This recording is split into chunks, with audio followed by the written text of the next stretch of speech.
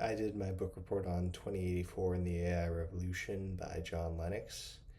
It's a very interesting read, actually, because of how it talks about AI and, like, obviously, and, like, how that intersects with, like, the future of humanity and all that. It's like, it brings up a lot of good points about how, like, we're not going to be made completely obsolete. Like, we're going to be made a little obsolete, but, like, not completely, because, like, there's a difference between what AI can actually do, and, like, that's, like, accomplish, like, a set of tasks, or in most cases just one task, like a heck of a lot faster than any human being ever could, and for way less pay. But at the same time, like, it has a lot of limitations that aren't really talked about all that much.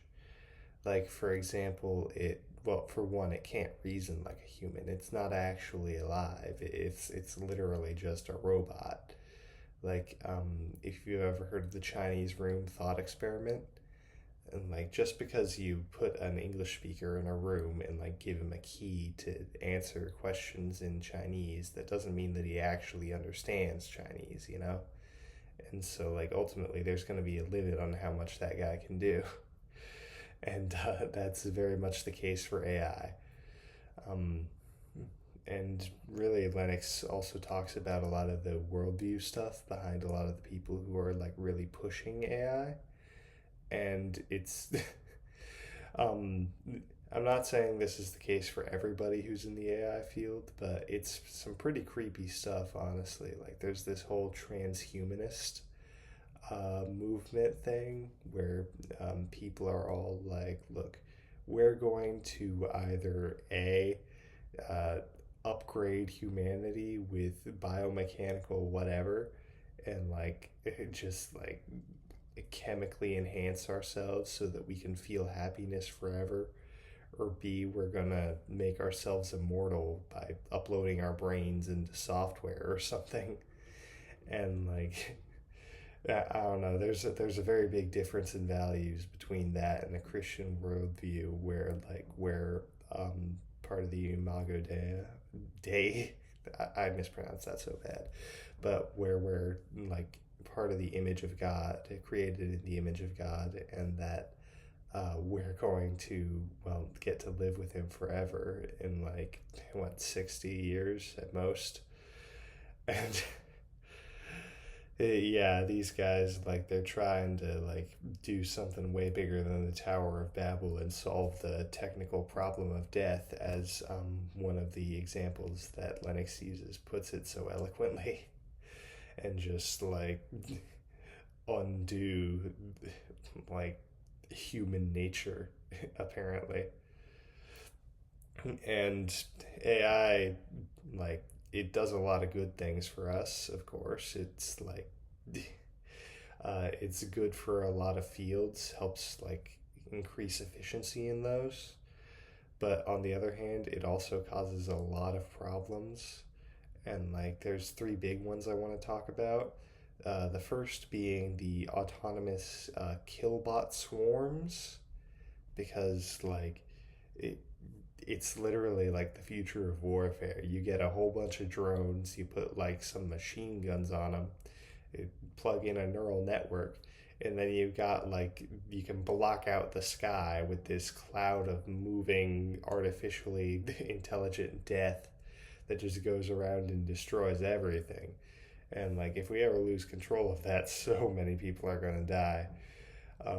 There's been talks about, like, moving to ban those, at least partially, but it hasn't really picked up off the ground at all. And they've been used in the Ukraine war a lot, so yeah. Um, Other than that, like, the surveillance potential of this in both capitalist societies and authoritarian societies is insane. Like, in capitalist societies, people use AI to just track your every move so that you can be advertised to 24/7 at, like, much higher efficiency. And something that the author of the book called Surveillance Communism, it's made 1984 look like complete amateur hour. Like 2084 is not an exaggeration. This stuff can get pretty horrifying.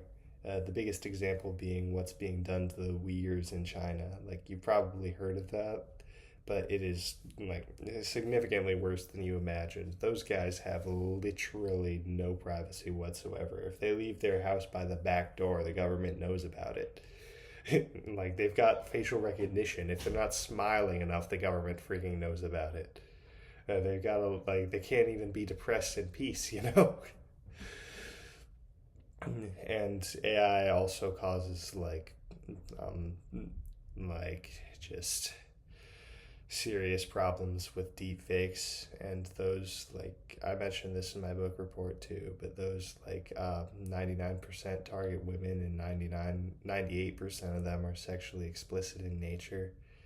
And like, that's just gonna, I'm pretty sure AI deepfakes of that nature are going to cause like serious societal problems as things go forward. But um, I, I pray Jesus saves our society before we go too far gone, I guess. Uh, and yeah, in the last part of the book, Lennox is like, uh, I don't know how to put this other than like he goes like full mask off.